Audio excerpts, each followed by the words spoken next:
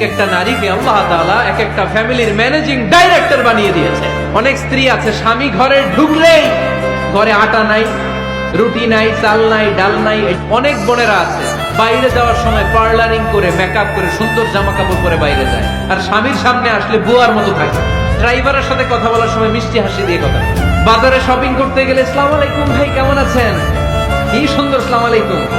স্বামীর সামনে আসলে আর এই মিষ্টি কথাটা নাই। কেউ ফোন দিয়েছে, হ্যালো কে, স্বামীকে চায়, উনি বাসায় নাই, কাট।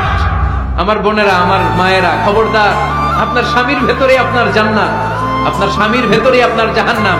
স্ত্রীদেরকে আল্লাহ কি দায়িত্ব দিয়েছে একটা ফ্যামিলিকে সুন্দর করতে, একটা দাম্পত্য জীবনকে সুন্দর করতে। স্ত্রীর এক নম্বর দায়িত্ব হচ্ছে she should make a comfort to her husband. স্ত্রীর উচিত স্বামীর জন্য ঘরটাকে প্রশান্তির নীড় বানিয়ে রাখা। কি বানিয়ে রাখা? প্রশান্তির নীড়।